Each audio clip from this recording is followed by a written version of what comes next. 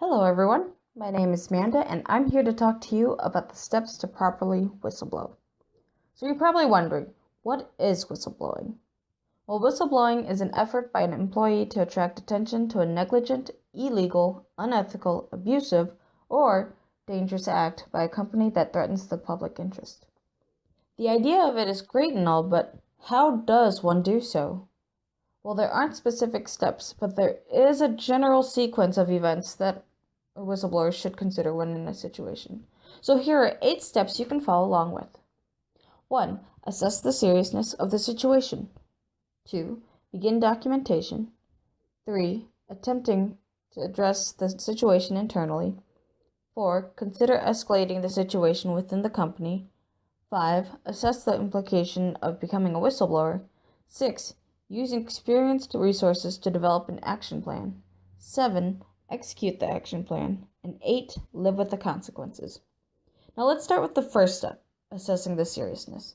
When in a situation of whether to blow the whistle or not, you must ask not only yourself, but a trusted resource, say maybe an attorney.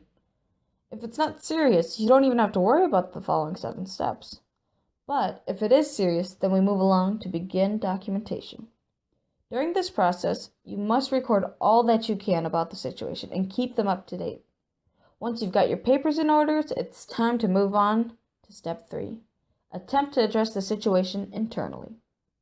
The person you should reach out to is your manager, and usually after the problem should be solved.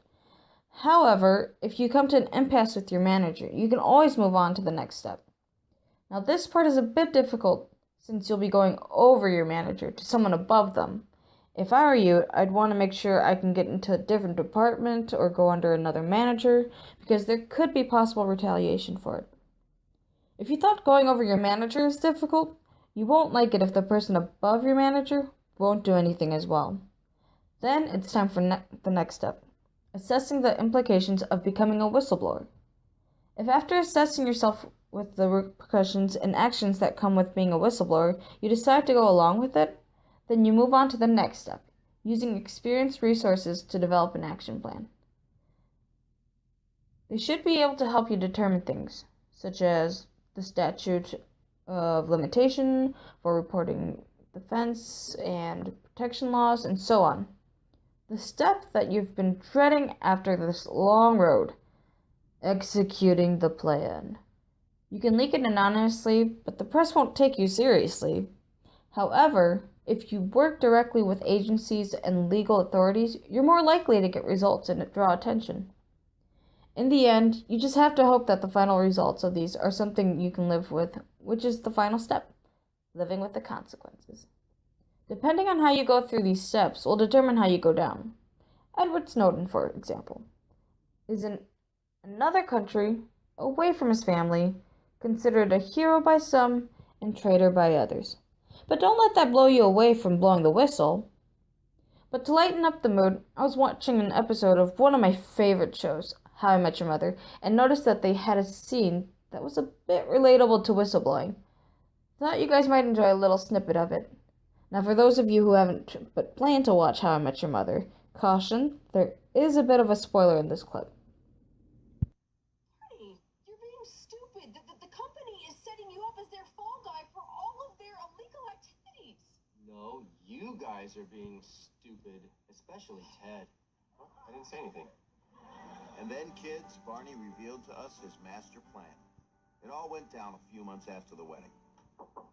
Hey, Greg, I know you're busy, but FYI, I've been colluding with the feds. They know everything, and they're on their way up right now to shut down this division and arrest you. Door closed, or... Why would you do that?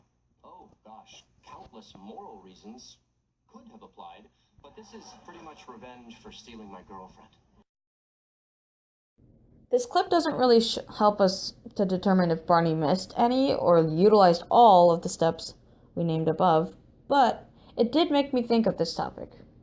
This clip does at least show us that you don't have to do it for ethical reasons to be a whistleblower. But in nice cases like Jeffrey Wigand, where he blew the whistle on the company he worked for who were increasing the amount of nicotine in cigarettes to save people who are not only smokers but also secondhand smokers. Just shows you that you can make a difference when blowing the whistle.